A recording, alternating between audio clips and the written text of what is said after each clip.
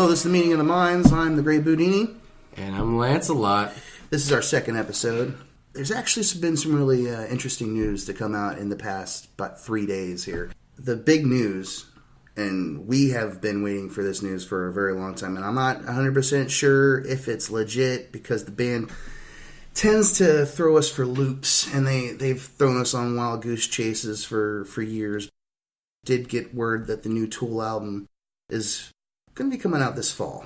And if everything is... No way, you liar! I'm letting you know what Reddit came up with. The source or the person who said it remained nameless, but that person said their source wasn't a troll job. It was whoever the source was. Man, you know, God only knows it could be somebody in the band or somebody on the inside, you know? It could be. It very well could be. It could be Adam. It could be Danny. It could be a number of people. From what I gather, it's supposed to be like 150 minutes, like 2.5 hours worth of stuff. And there's 4 acts in it. The shortest song is 12 minutes long. So a lot of the avid Tool fans, I don't think are really probably won't even like it because there's no short songs. I don't see this being played on the radio. And if it is played on the radio, they're going to chop it to hell. They're going to be like, oh, this one song, yeah, well, let's just chop it down to 6 minutes. Yeah, like this radio-friendly part of the song, we're just going to get rid of everything else and then just keep that part and we'll throw it out there. I could see there being an intro into a song and then like the song being like 5 minutes and then back into the outro that leads into the next song. Kind of like Flood. There was that 2 or 3 minute little instrumental there before they actually did get into the song. My buddy always tells me, he's like, I love Flood, but I just hate that intro. It's terrible. I'm like, how could you hate that intro? That is just so sick. And it's going to be a double album. They're calling it, or supposedly the name of it so far is called Decem. It's actually, it means 10. There's 4 acts. It's due out sometime in the fall. And that's pretty much all I have on it as far as now. There's a lot of speculation that it's probably bullshit or that it's just somebody in the band screwing with us again. I want to believe that it's not, but like I said, we've been duped a few times in the past by him. But yeah, and we brought that up in the last episode about how much he's just been, and by him I mean MJK, right? Not MJK. Adam, not Danny, no. But he's been lowballing us for years. Absolutely. And he's saying like, what does he say? They just don't got their stuff together, or their music's really good, but I just can't find any words for it just yet. I'm not inspired. You've had 10 years. Get inspired. I don't understand. I don't get Maynard. Maybe I will never will, and that's okay. I just need to know, his music's good. But like I've said in the past, I think, and I've always thought that the album was already done. I think the album's probably been done for months, and they've just been sitting on it. They wanted to have like this elaborate ruse to us, saying like, "Hey, let's pull the wool over their faces, and let's pull a joke on our fans." And hey, here's the new album. Then the whole 10 thing or December or Decem, I guess is how you pronounce it. We've waited so long. They're like, hey, you guys waited this long, we're going to make sure this is actually extra special for you. But it's from Ultimate Guitar, and you did say that that's where you heard the mask call me about the new Queens album. And if any of you don't know, Queens are actually in the studio right now making the new record. So I think Ultimate Guitar and Reddit are reliable sources. Only thing we really need now is for one of the band members to actually come out and say, yes, this is true. This is what we're doing. Well, the thing about Queens of the Stone Age is that Josh Homme has already said things were, quote, unquote, locked down. Yeah. And we've talked about that already. Yeah. But in Tool's situation, and granted, it's so new, so, I mean, we got to give them time to really come up with a response, if at all. But they haven't said anything about it either. So anyone flipping their lid about this right now, there's no need for that. I mean, I could just be, being premature about this news, just because I'm a Tool fan. I really want there to be a new Tool album. So it could be premature news. It could be true. It could be false. We won't know until, like I said, an official. Not even on toolband.com was it brought up there. So if it's not there, Maybe they're just messing with us. I don't know, but I still think it's worth mentioning. Anything related to Tool and new Tool music is worth mentioning. 10 years is a long time away from music.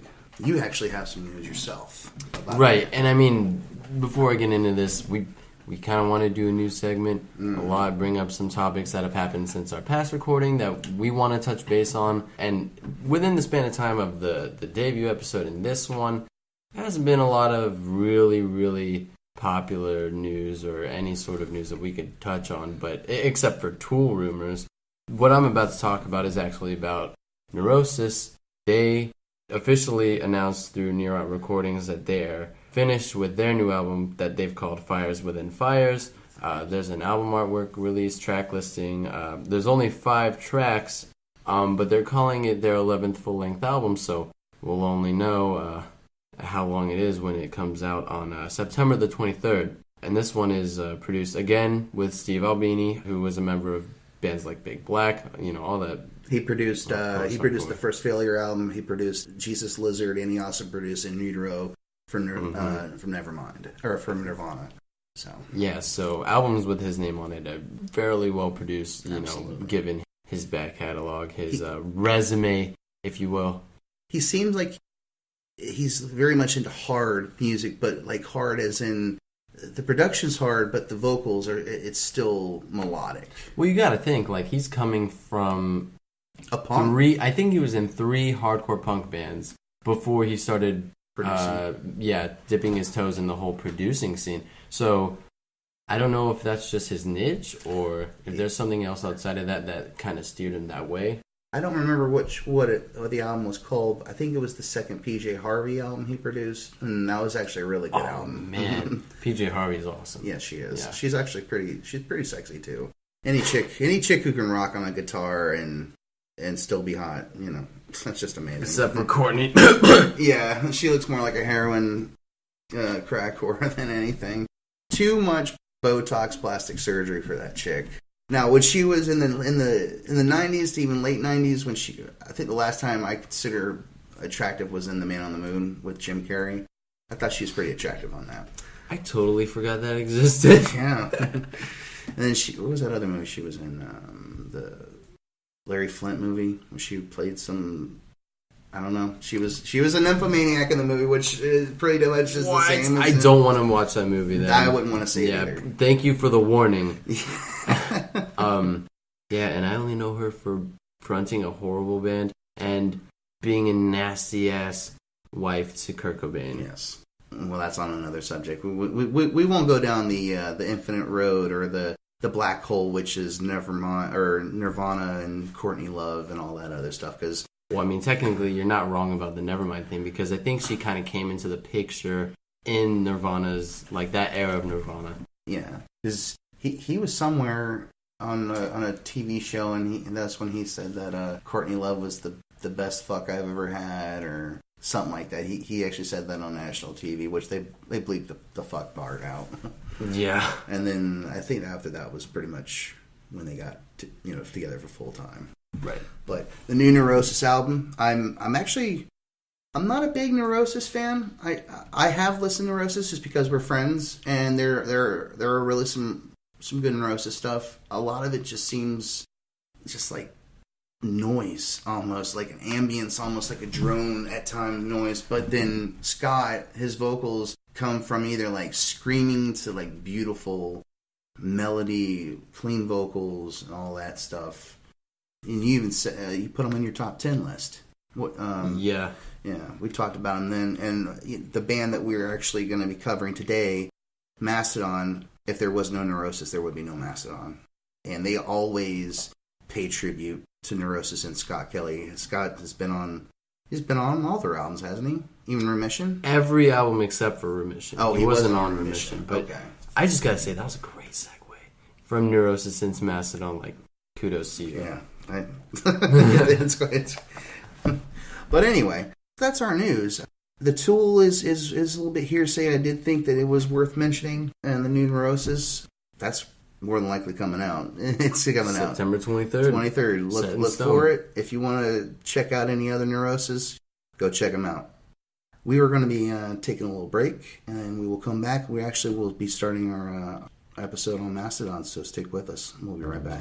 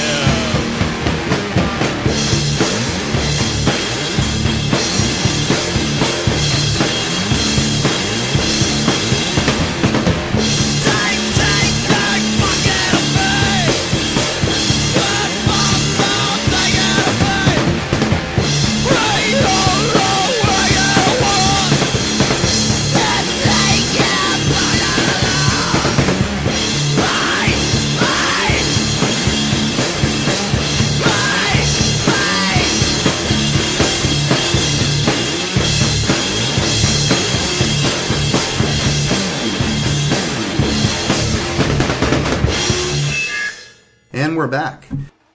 Like we said in our previous episode, we really wanted to try to do something a little different with this show. And I figured, why not talk about a band, or actually feature a band that we both love and we both know a lot about. Actually, I didn't have I wasn't even thinking about this until the news came out that they were considering pulling out a double album.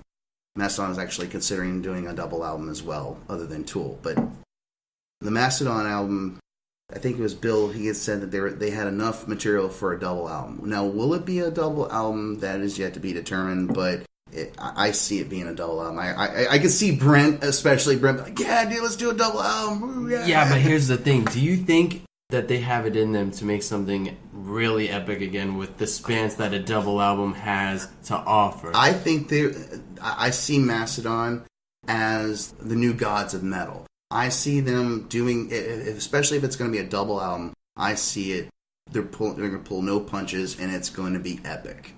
I wasn't a huge fan of Once More Around the Sun, but I did love The Hunter. And I know I'm not trying to get off too much on what we're talking about here. We will eventually talk about those albums. But I do see, with the White Walker song, when they did that for the Game of Thrones soundtrack, I very much liked the new direction they were going in. I don't know if it was just for that song, or if maybe they're like, hey, this might be a new avenue we can go down, kind of deal.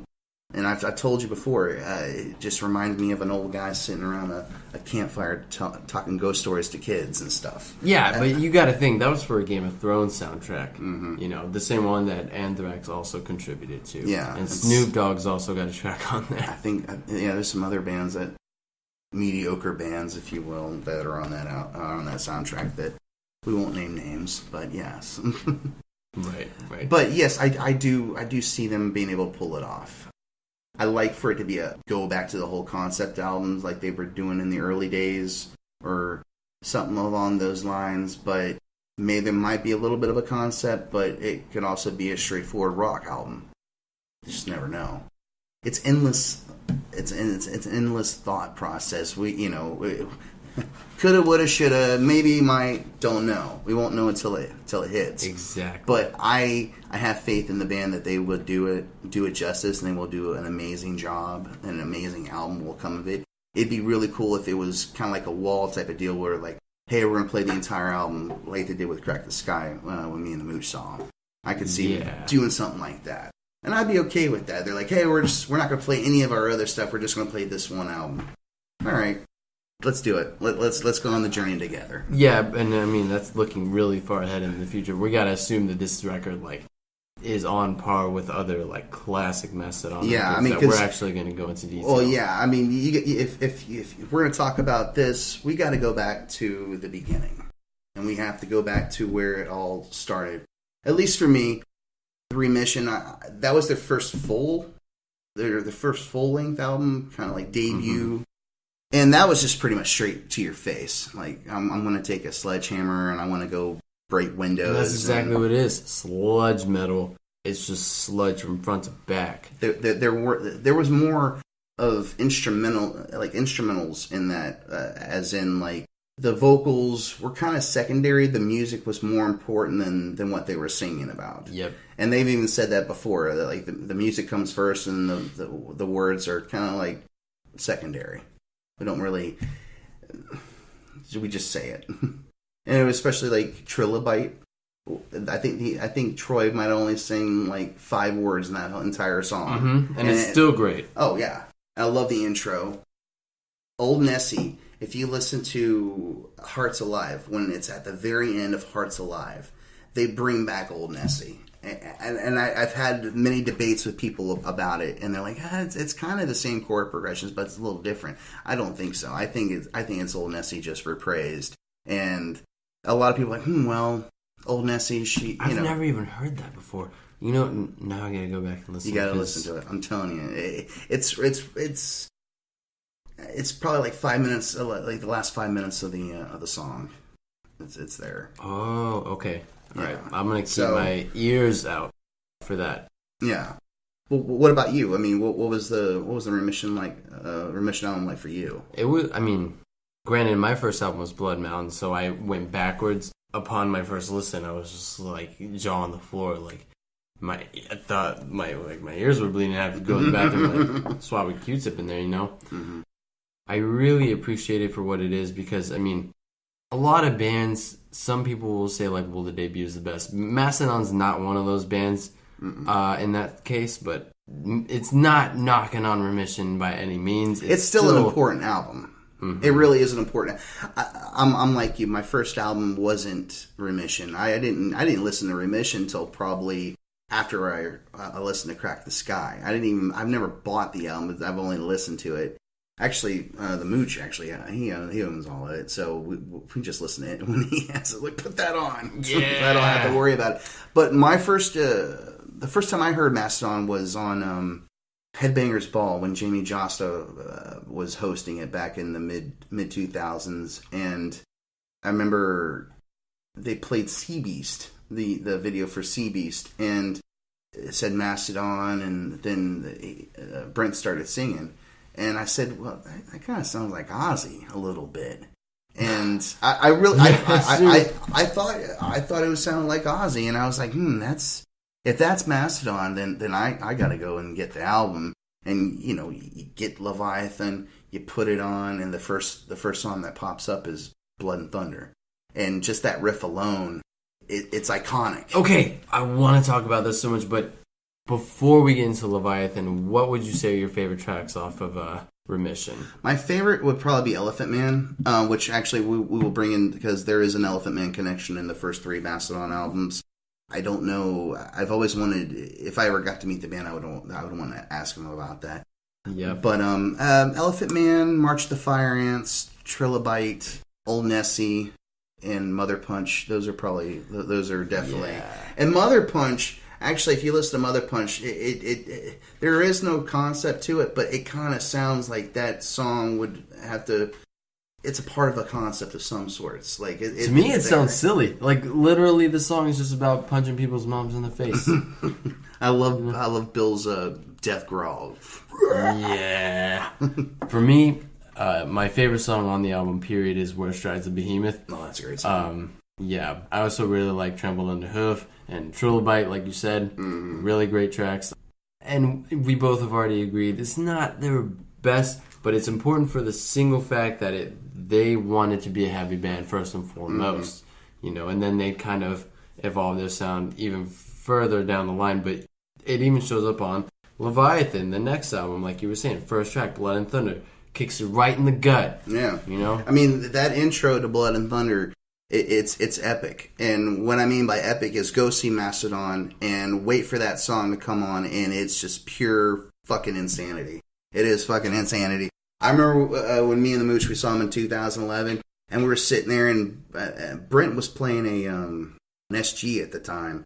We're sitting there, and they're kind of like teasing us with certain things, and once he opened up with that riff, everybody knew what time it was, and that was when you feel the crowd just coming on you. Everybody wants a crowd, so everybody wants to start fucking moshing and just swinging. That was the last song they played the last time I saw them. That was the very last song. Well, when that was the second to last, because the last song they played was "Creature Lives," and that's when, if you watch the live at Brixington, it's pretty much the same. They had Dillinger come out, they had Red Fang come out, and they all were singing "The Creature Lives," that part right there. It was kind of cheesy, but hey, it was a great way to end a show. And I didn't they have balloons coming down when the show ended too?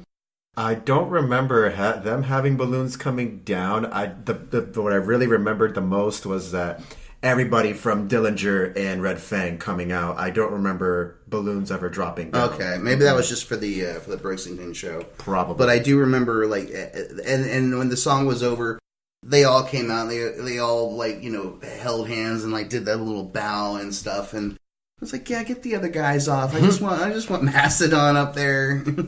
As much as I love Dillinger and Red Fang, I see what you mean.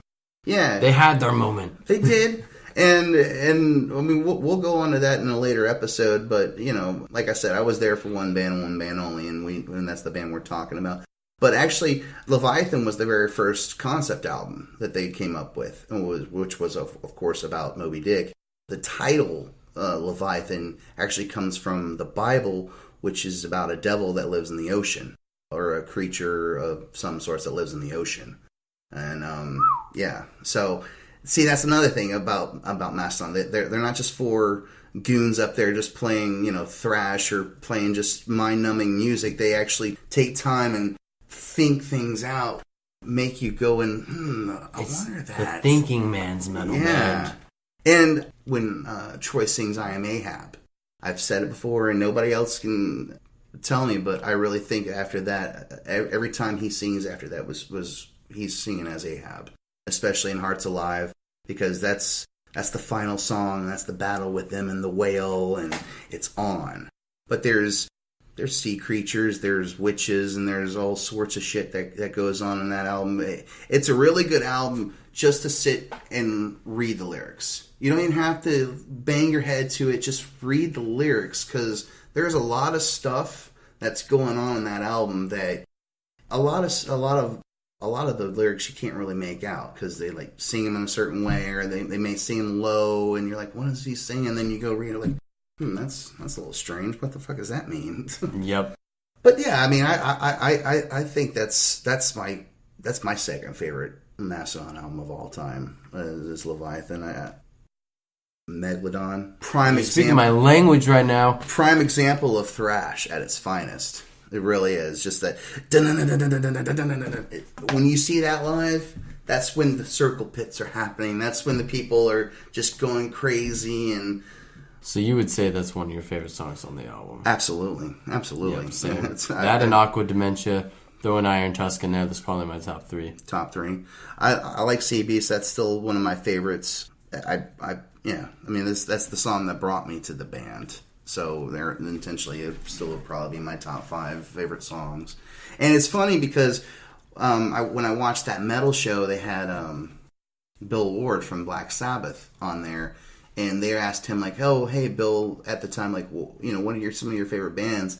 And he even brought up Mastodon. He said Mastodon's probably my favorite band, and he had mentioned the whole Ozzy link, especially with Brent. Yeah, with Brent and his vocals and stuff. And I was like, yeah, finally some Bill Ward sees it. So I'm glad I'm not the only one who sees the connection. Somebody else, some legend of some sees it. Right.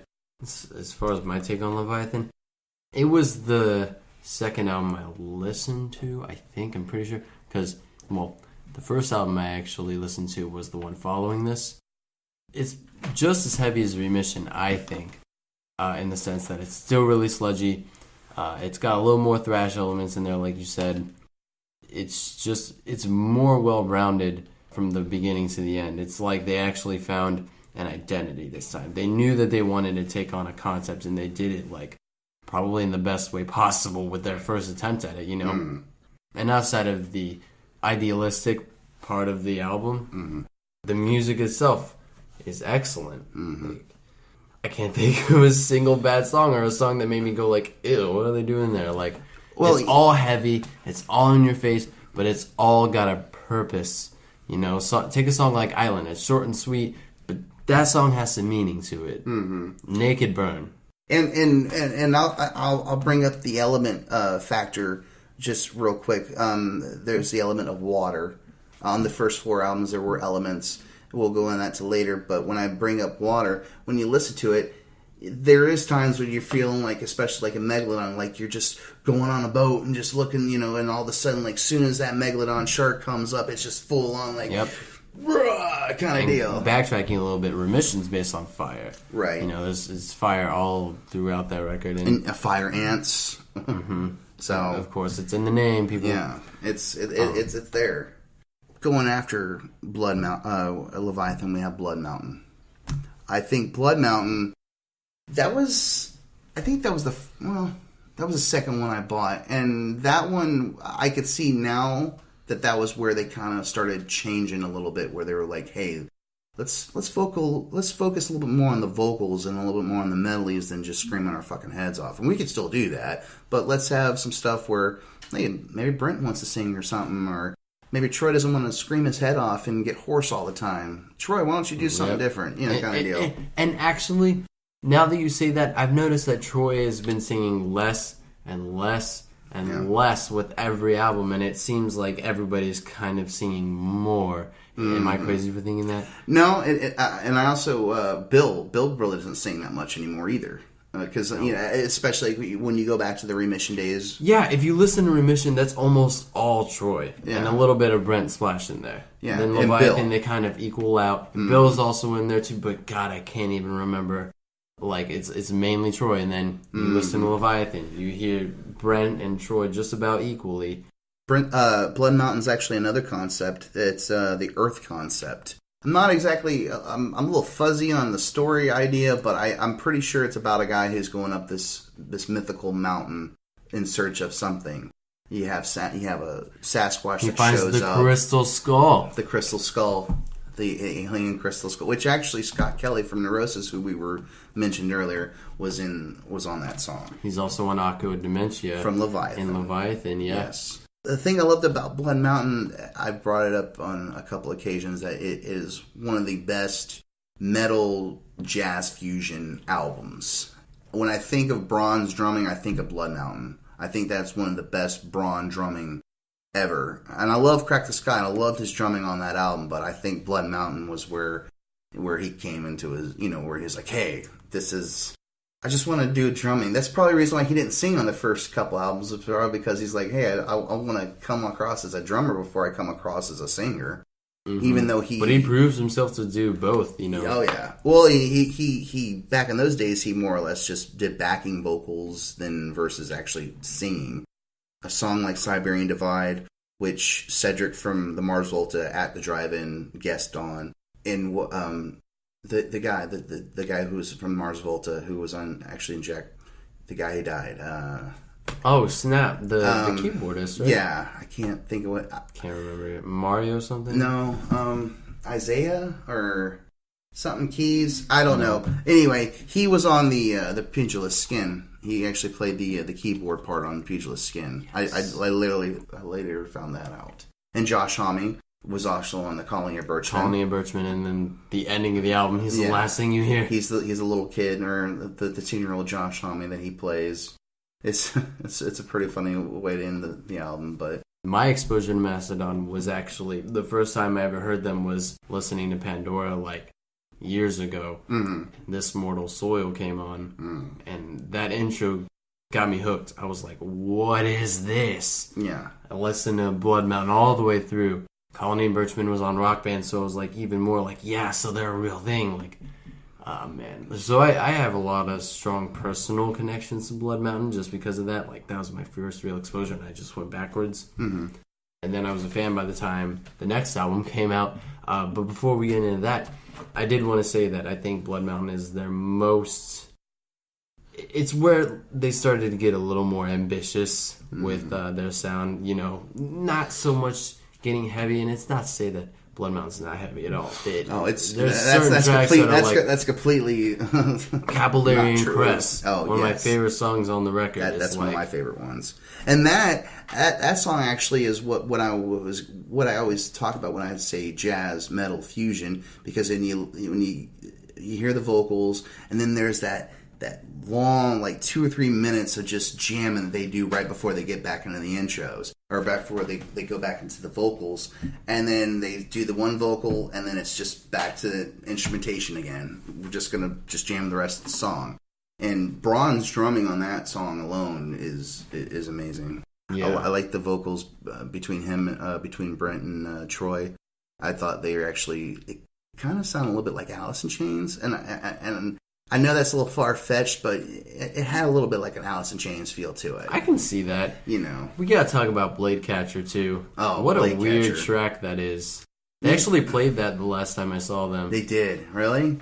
When the first time we saw them, they played the Circle of Sasquatch.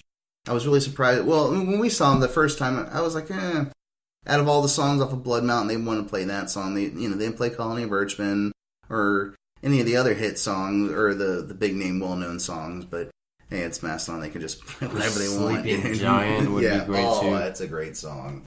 They played that one when we saw them in 2011. Yes. They played Sleeping Giant. There is actually a connection between Genesis. Braun is a huge Peter Gabriel era Genesis fan, and The Hunter of the Sky is a work play on The Watchers of the Sky, and The Colony of Birchman is actually The Colony of the Slipper Man, which is on The Lamb Lies Down on Broadway, which actually is one of Braun's favorite albums. He's even admitted that out of all his albums, that's probably one of his top 5 favorite albums of all time. Can't blame him. No, that's a great, and that's another band that we could talk about forever. But I love those little things that they just throw out there to the fans. It's kind of like Easter eggs. You have to delve into, you have to look for it, and they're like, oh, hey, that's interesting right there. I didn't know that. Because I remember I told you about the Hunters of the Sky. I said, I think that's a play on the Watchers of the Sky. And he's like, no shit. You're like, you're right, that is. But yeah, Blood Mountain. I mean, amazing album. There's no bad to be said about Blood Mountain. It's probably the last heavy Mastodon record that they came out with, because the next album, Crack the Sky, was more of, it was prog, it was more put together than anything. and they did a little thought process behind it than just saying a lot more melodic than the first two. Absolutely. They had a more straightforward approach. It wasn't quite as progressive. Okay, not to say that it wasn't progressive, because now that I think about it, we were just talking about Capillary and Crust. That's probably one of the proggiest songs they put in that era. Yeah. Now, I'm trying to figure the story behind Crack the Sky. Like, I've always, whenever I think about the story or the concept of it, it always kind of loses me. A quadriplegic boy finds the astrological time travel or something like that, and the golden chord is what keeps him here in reality versus going into another interdimensional and all that stuff. That actually, when you get to the Tsar, that's where you really start to see that part of the story. Yeah, and the Tsar, it always comes down between that and The Last Baron for me. I love long songs and I love jammy shit, so that's probably my favorite song on the album. I mean, man, the title track, amazing. Another one with Scott Kelly, by the way. Great track. Another Scott Kelly concept. Oblivion, obviously, like, great song. And then Into Divinations, that little sitar thing that they're doing, like, that thing is awesome. Like, what a great segue that is. I think he did a banjo on that, or he played know what? That's right. It's a banjo, not a sitar. You're right about that. And then even when we saw him play it, that was actually just like a sample. Like, he didn't actually play that live. Like, that whole intro, that that was all like just a sample. And then right when the actual guitar comes in, that's when Brent starts playing. So, yes. But that's trickery for bands, or as Tool does it, that they play with samples. Oh, all the time. All the time. I mean, you were telling me about how, like, Mike Patton would be sitting up there toying with their... Oh, dude. Yeah. Yeah, that was amazing. That was an amazing gig. Crack the Sky, that was the song that brought me to the band full time. I was more of a Mastodon fan after that album. That album was actually the one that said, okay, you know what? I really want to go back and listen to the other stuff. And so I went and I listened to Leviathan again, and I listened to Blood Mountain, I listened to Remission, and it was pretty much full on after that.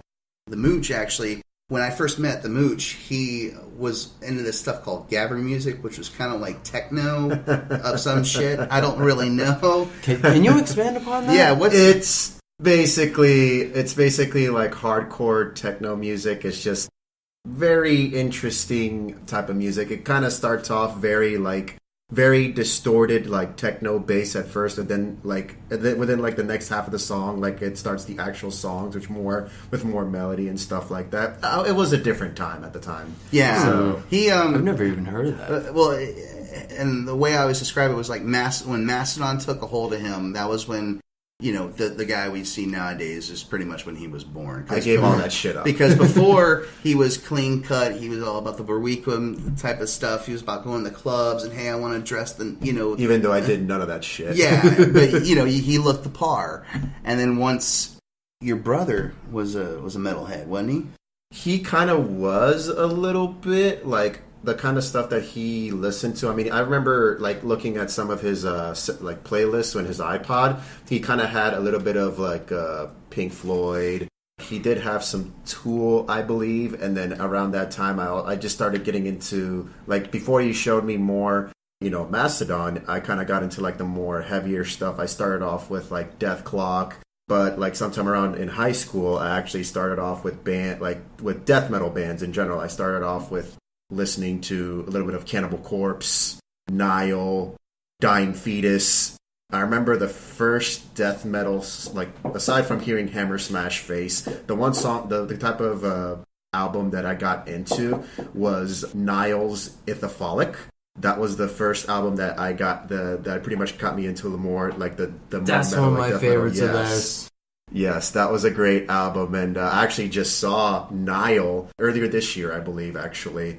They played a show over at the Haven Lounge, and that was a really good show. They played with a bunch of local, because what I like about Nile too, I don't mean to steer this off, but what I like about Nile is that they always play with more local bands whenever they tour in the States. Mm-hmm. Of course, when they tour Europe, they play with like the more known bands, but in the States they play they play more with the local bands. Wait a minute, Druid Lord is a pretty famed local Orlando, Florida, like death metal band per se. Did they play with Nile at that show?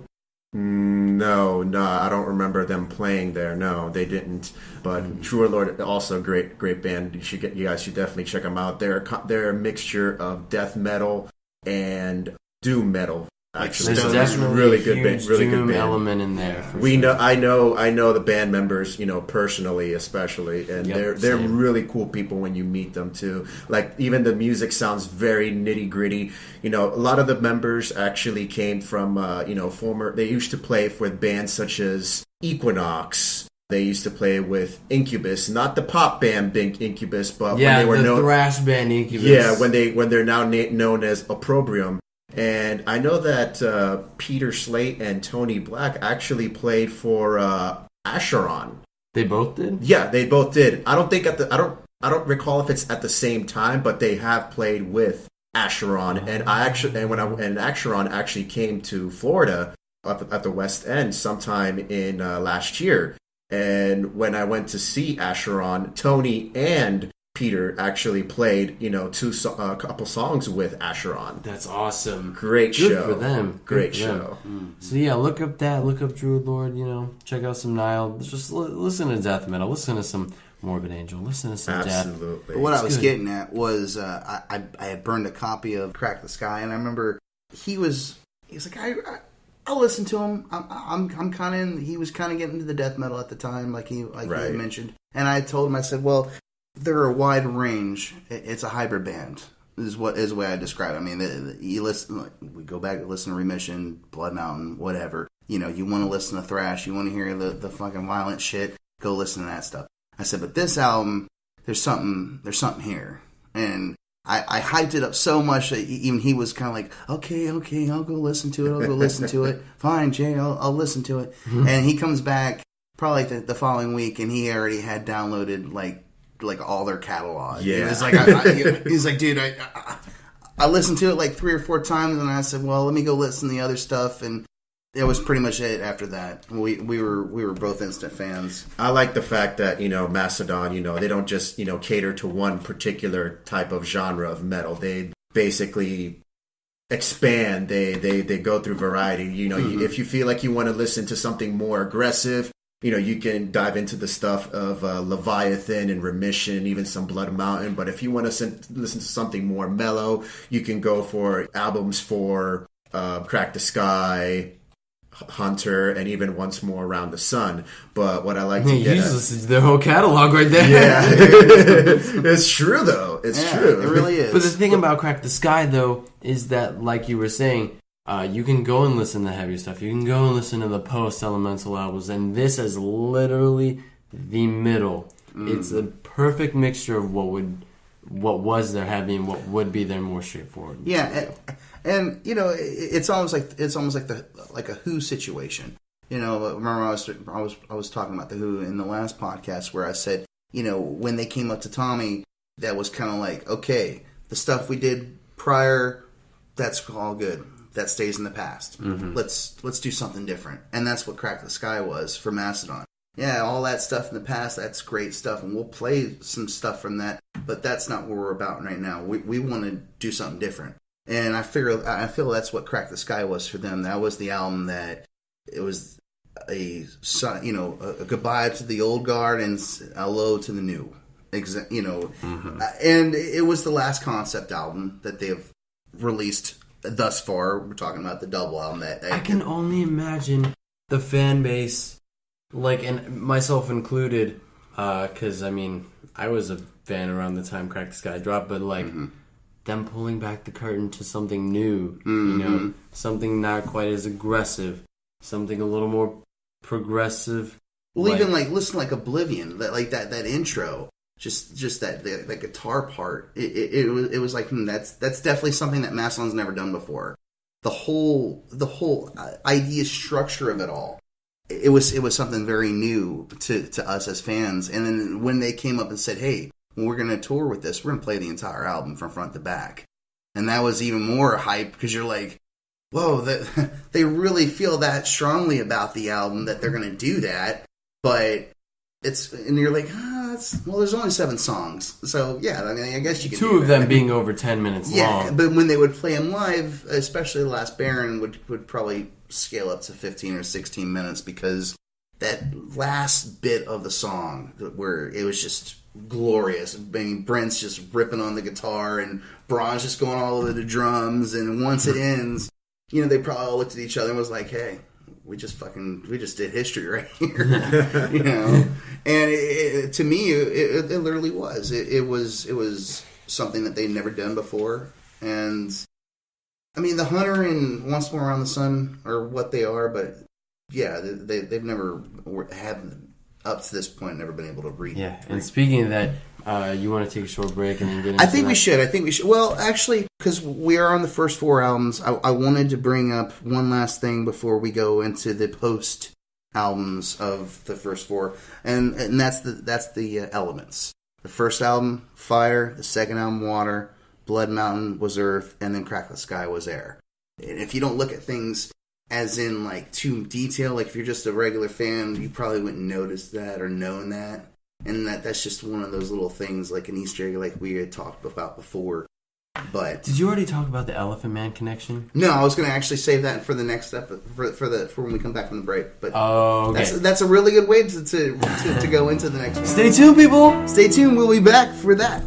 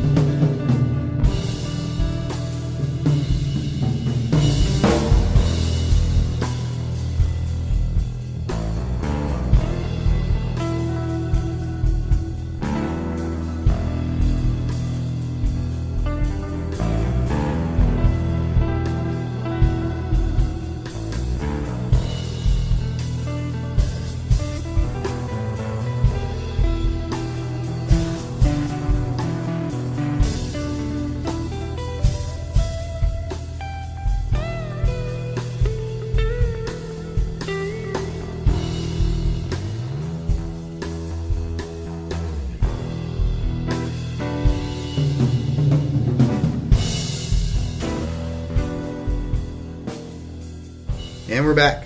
You actually had brought up right before the last segment the Elephant Man connection. Okay, there is a connection to the Elephant Man with the first three Mastodon albums.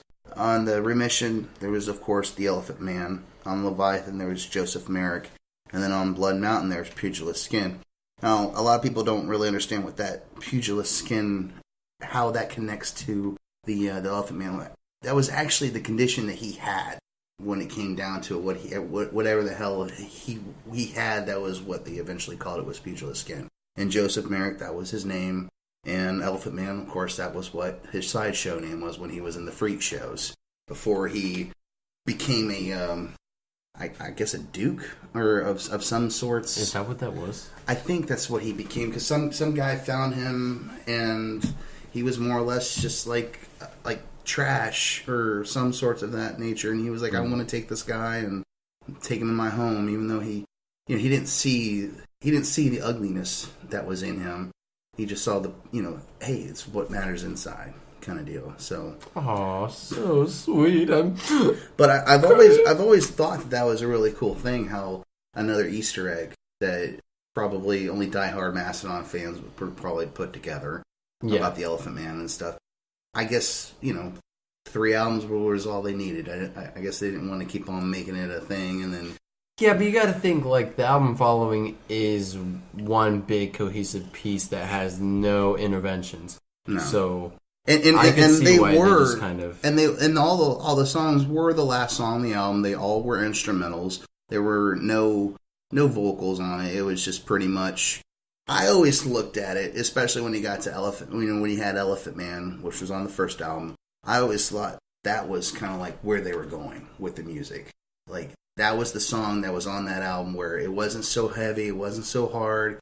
It was almost Pink Floyd-ish to a certain extent. Oh, yeah. That came out full-fledged following Blood Mountain. Yeah. And not just Crack the Sky, but then the next album, after Crack the Sky, would be a complete left hook for their fan base. They would leave the prog elements, they would leave all that stuff in the past, and they would just want to do as they would say, a full-on straight rock record where there was no concept to it.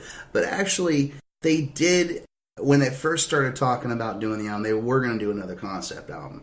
And there is elements of a concept there, because if you listen to The Octopus Has No Friends, there is a little chord progression that happens at the end that shows up 2 or 3 songs later near the end of the album, when you're like, okay, maybe that was what tied everything together. Right. And there was The Hunter. That was the best for me. That's the best post element or post prog of the old guard of Mastodon, where they were just wanting to just rock out. I liked that album a lot more. I thought it was also kind of like a sequel to kind of like Crack the Sky, where this is where Crack the Sky is. Now we're gonna make a part 2, more or less. We're gonna keep on going in that direction. I mean, what did you think about The Hunter? Well, honestly, upon the first couple listens, I was disappointed. Not because I thought the music was bad, but my expectations were kind of set already based upon what Braun was saying about the album, how it was supposed to be like a heavier Zeppelin. I listened to Curl the Burl single. I listened to the Black Tongue single. I didn't see that at all. I was hoping okay, well, maybe when I check out the album, it might be a little bit more in line with what he said, and it wasn't at all. But once I got past that kind of disappointment, I started to like it. I own the album now, It's more radio friendly. There were some songs on that album that I was really surprised, like the title track, The Hunter. I'm really surprised that song was not released on the radio. That song could have been that song for them. Or Dry Bone Valley. Yeah, I love Dry that Bone song. That was another one that I was really shocked that wasn't released, because that had FM hard rock radio all over it. Absolutely. But I mean, Curl the Burl was the obvious pick. Yeah, it was a good song. That was one of those songs that, when it was still in the premature stage of, hey, we got another month and a half until the album comes out, we're going to put out this song. Yeah, I heard it a couple times, and after the 4th or 5th time, I want to hear the album. I can't listen anymore. And usually, when I'm like that with an album, when it comes to that song, I usually skip over and go to the next song. Yeah. I never listen to the song that was on the radio. I usually skip over it.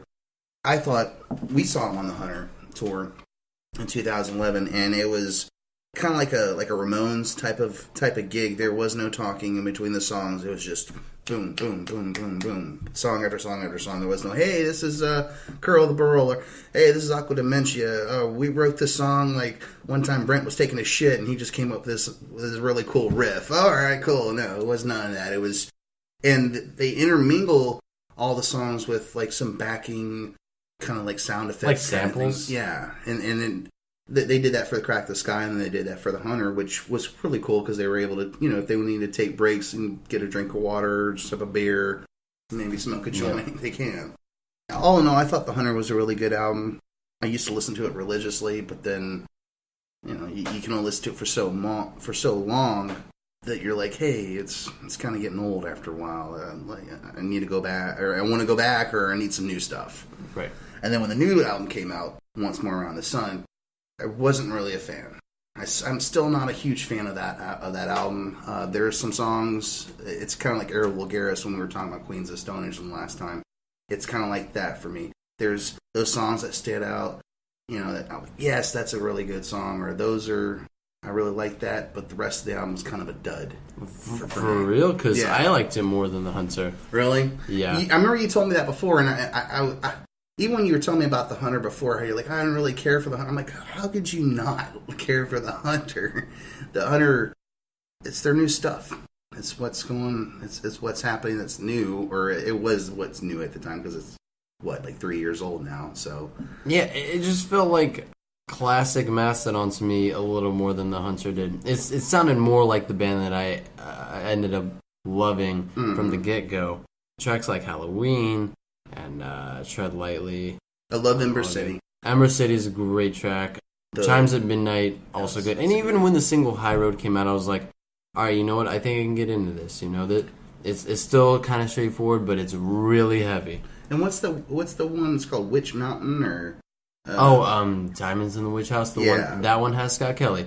That's just one. To go back, Spectralite is the Scott Kelly feature on the Hunter. Yes. Great track. Now I've seen him twice. Probably, I'm sure I'll bring that up once more before the episode is over. But I have seen him twice. The second time I saw him, they did play every single Scott Kelly song. They played, Aqua Dementia. They played Crystal Skull. They played Spectralite. They played Crack the Sky.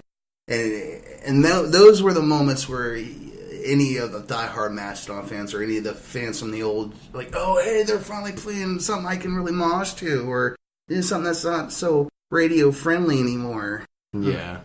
Well, it's one of those things where you either like the band for who they are, or you need to get off the shitter. They're not for everybody.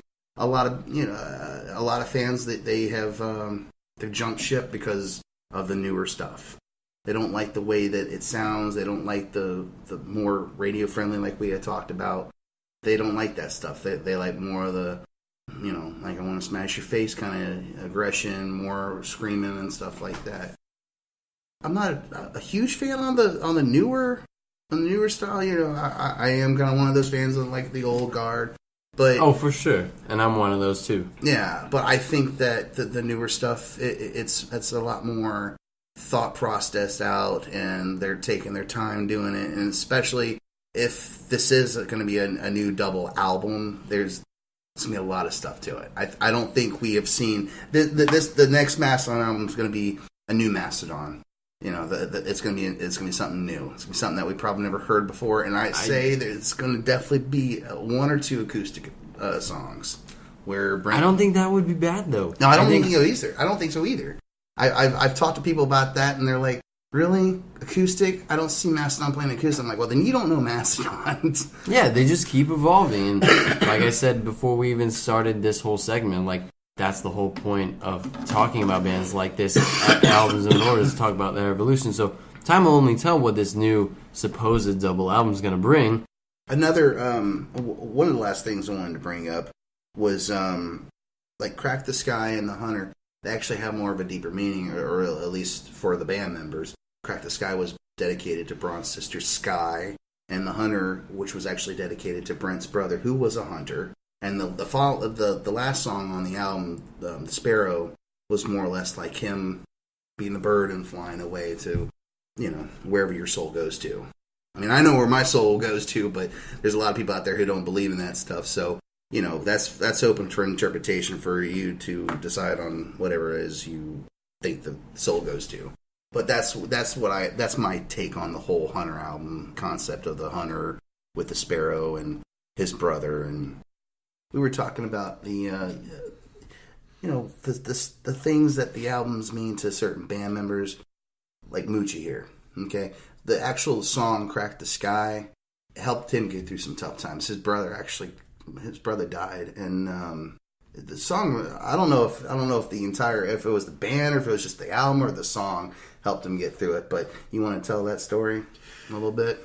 Well, before we get into a little bit more on the actual, song or the album itself, because I say the album, but generally that main song was a help me. Mm-hmm. What happened is that my older brother, he was in a motorcycle accident actually 6 years ago in April of 3rd. What happened was he was going into a club, some kind of bar, I think, and he had went with some friends, and he had been drinking that night.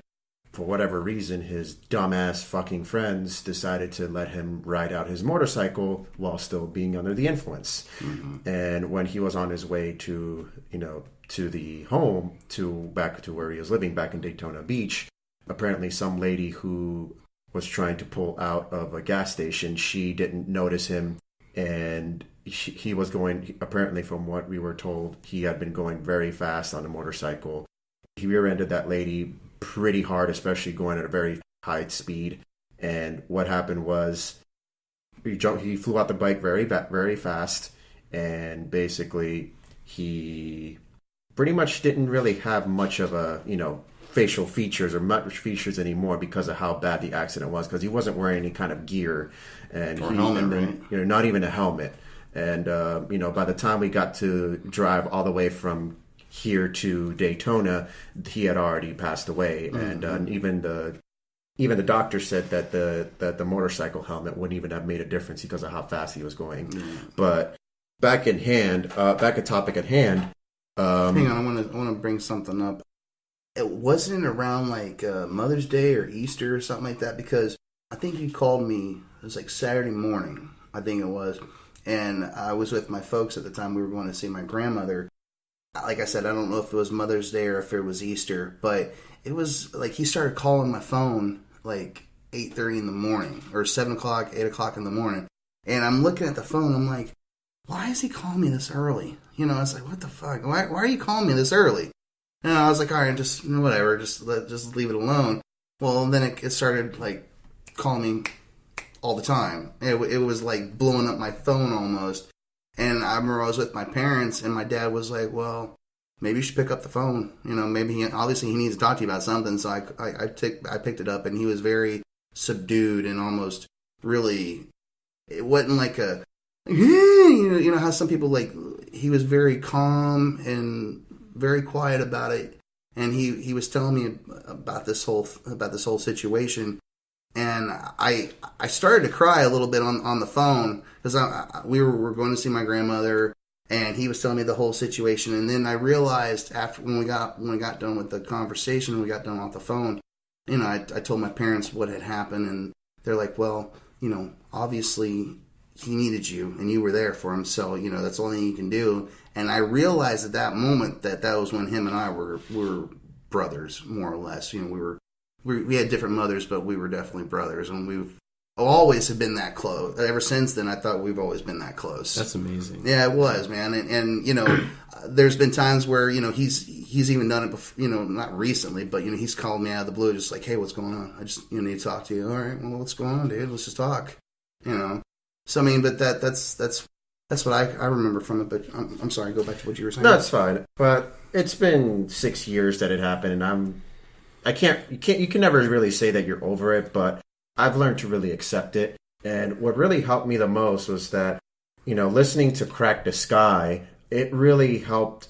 Even though what happened to Braun's, sister happened under different circumstances, mm-hmm. but I can kind of say that I can relate to him because of the fact that, we both lost a sibling. Yes.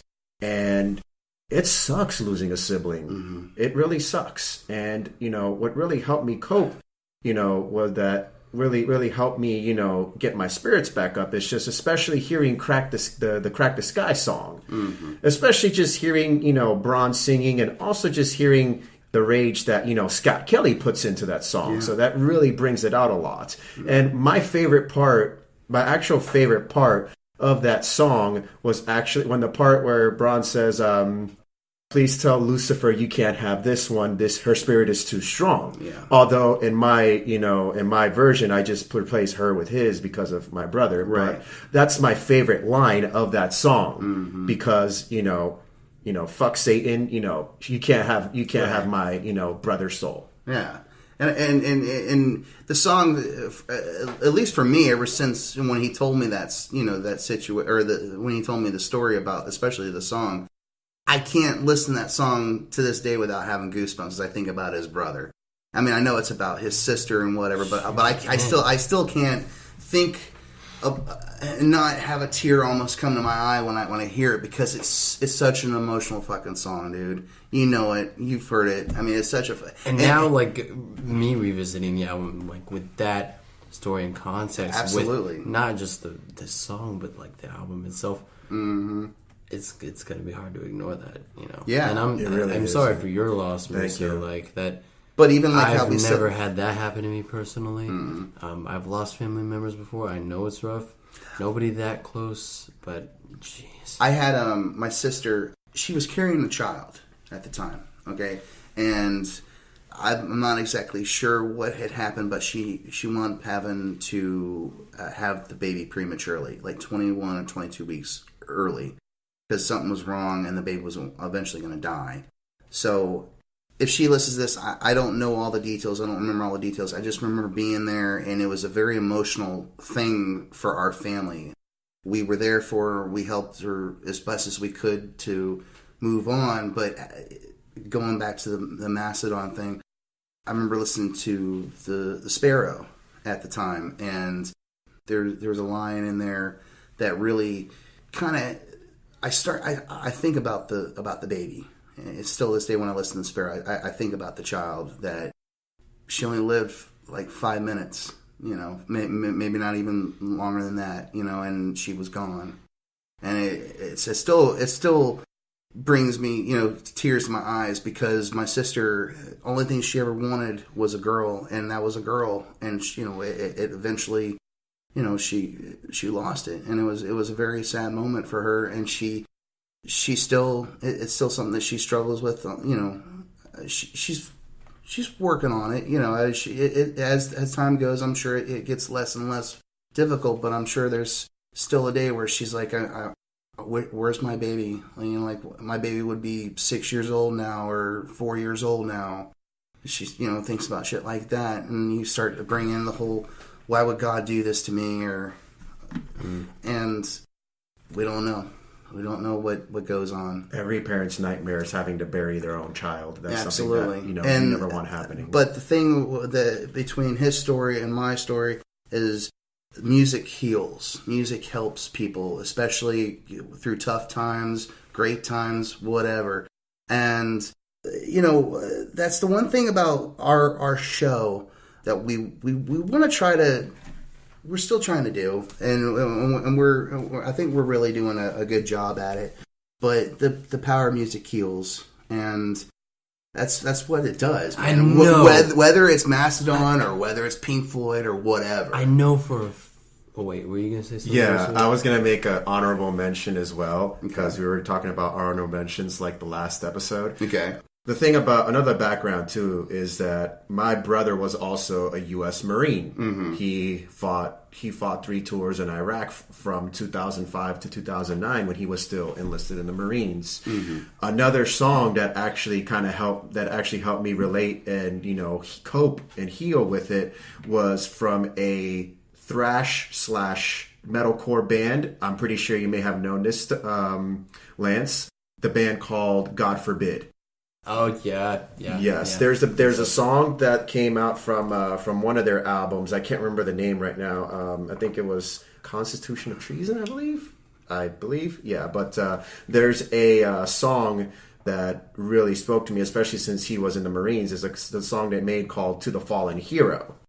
Now, if you look at if you actually watch the actual music video, there's actually it's basically set around a high school where it pretty much shows like a pictures of high school kids, who start off, being, it takes them like in a high school gym, and it shows like cheerleaders there, but then they also show like a wall that shows like murals of, kids who were in high school, but who went to be in the military after they graduated, and they pretty much were showing as a memorial, that they lost their life, and they were just a high school kid. They were still a kid. They're only like, they come out when they're like 18 to 20 years old, and they lose their lives fighting a war out there.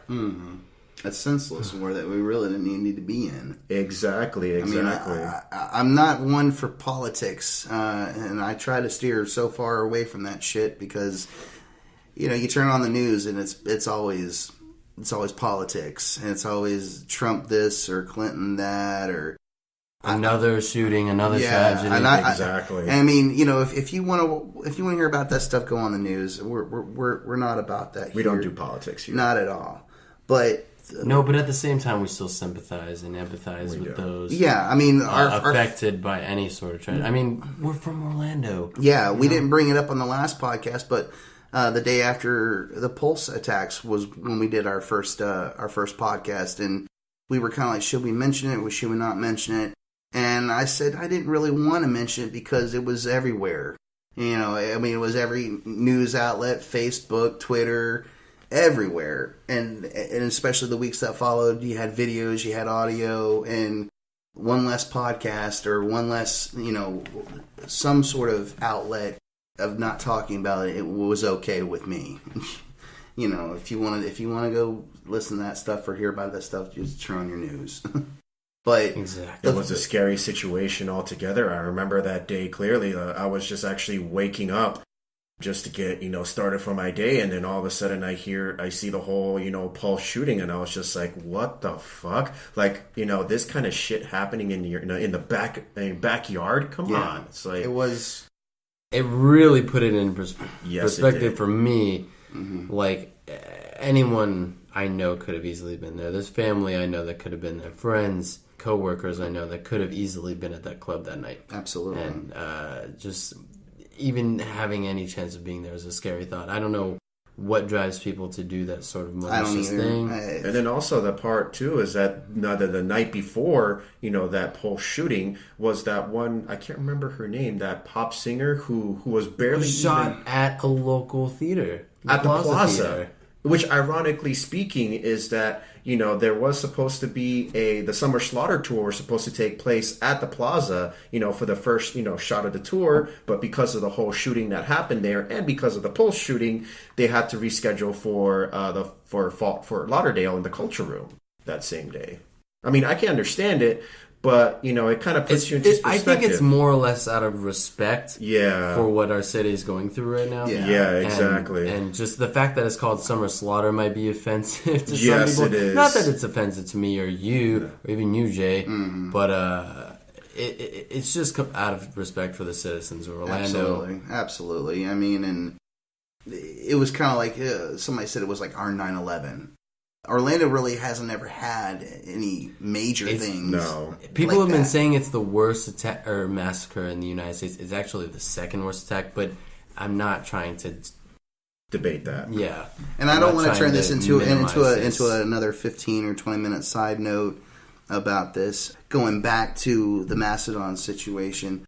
Yeah, I mean, music heals people. It helps people through tough times. And I know for a fact that's why you and I enjoy it so much. That's more or less one of the biggest reasons why music's such a very near and dear part of our lives. Absolutely. I mean, emotional value there. For me, like, music is kind of like pictures. It's like a picture album. I'll put on Pearl Jam, for instance, and I'll think back when I was 13 and, being in Alabama playing baseball with my cousin and my friends and listening to, God of all people, Mariah Carey at the time, because when she first came out, she was actually pretty decent. You know, I did care for a little bit of Mariah Carey. I don't really care for her now, but you know. Oh yeah, no, I mean, especially starting out, she's got some pipes though. Oh yeah. I mean, anyone and their mother will agree with you on that. The last bit I want to bring up on this is the idea of folklore. I know we brought that up before.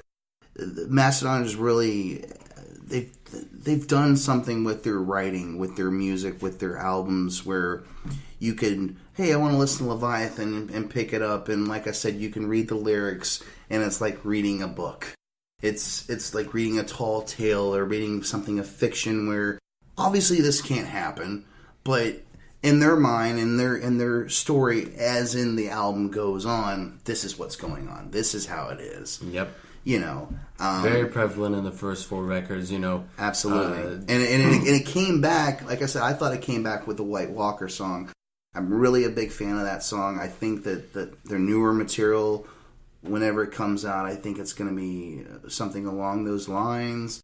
You know, maybe they'll bring back the prog element of it. Maybe there'll be a storytelling album. I don't know. That is for later on to discuss. We come to the end of that. Oh, any honorable mentions before we end this? Definitely want to give a shout out to Call the Mastodon, that compilation, because what that is essentially the first 2 EPs that they released, Life's Blood and Slick Leg, just in one compilation. That was released between Leviathan and Blood Mountain, I believe. But it was their very first 2 EPs. Also, the song they did for Aqua Teen Hunger Force, Cut You Up With a Linoleum Knife. Yeah, because Braun actually had what we always refer to as the King Diamond vocals. Because that so reminds me of King Diamond. Now, they also have Gone Is Gone, which is a band with Troy Sanders, and isn't Troy from Queens of the Stone Age in that band as well? Gone Is Gone? I couldn't say, because I'm not familiar with that. And then Fiend Without a Face, that's Brent's other band. With the guy from Dillinger, right? That's another band. Or is that Murder? I don't remember. I don't remember the name of any of these side projects, really. No. I mean, Troy was actually in Killer Be Killed. That's the one. Yes. That's the one with that's with Max, right? With Max Cavalera, yes. Yeah, Max and the one guy from Dillinger. Okay. I remember one of my friends actually showed me one of the albums from Killer Be Killed, and it was surprisingly not so bad. It's pretty amazing, though. Yeah, I've listened to the record and thought it was a decent effort, but the thing is, like, Max, the guy from Dillinger, and then obviously Troy, I'd rather just listen to their respective bands. Right. And with Max, like Sepultura and Soulfly. Yeah, we've seen not Sepultura. We saw Soulfly, and we saw it in a really dinky little place, but the Haven Lounge. Yeah, and that's a dingy place for sure. Let me tell you, there was so many people coming up to the stage, and people were wanting to stage dive, and you're stage diving. There's nobody out here to catch you, so you're pretty much falling on your face. And that is a small venue to even do a stage dive. Though whoever decides to want to do that, they're fucking retarded. Yeah.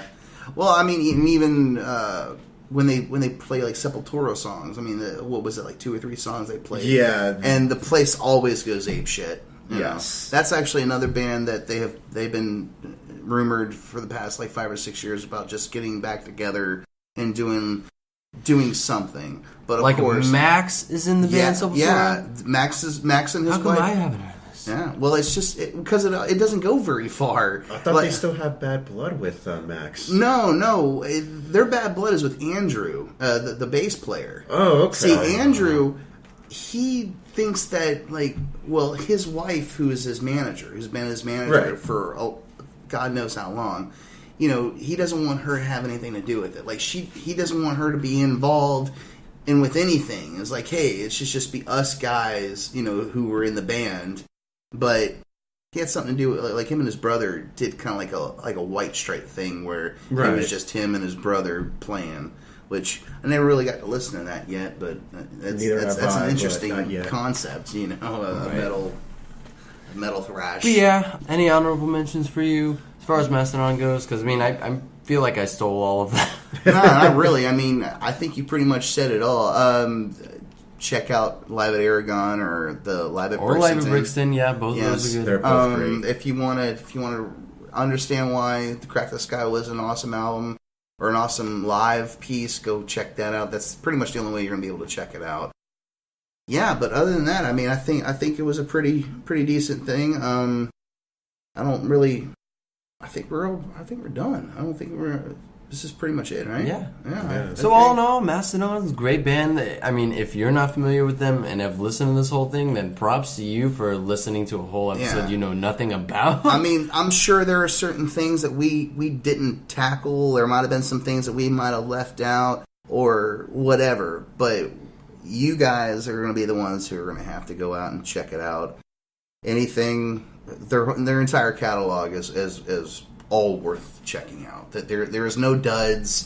There's no bad at all. It's just all kick ass. So, with that note, I'm the Great Boudini. I'm Lancelot. And I am the Mooch. And until we meet again, we are signing off. Goodbye. Adios. See ya.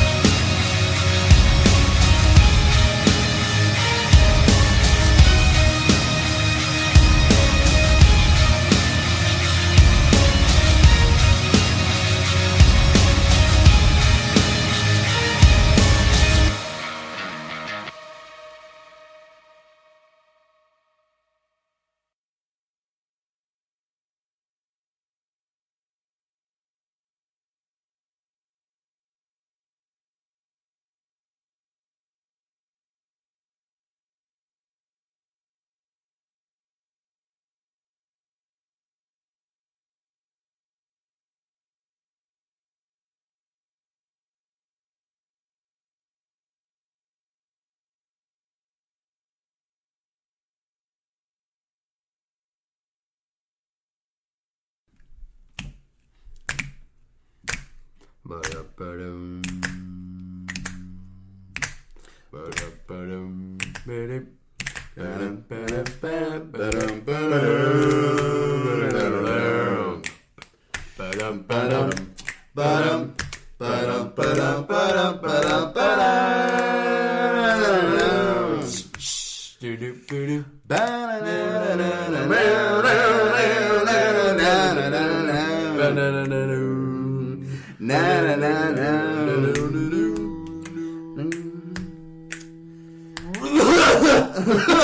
Oh my god, we just fucked up.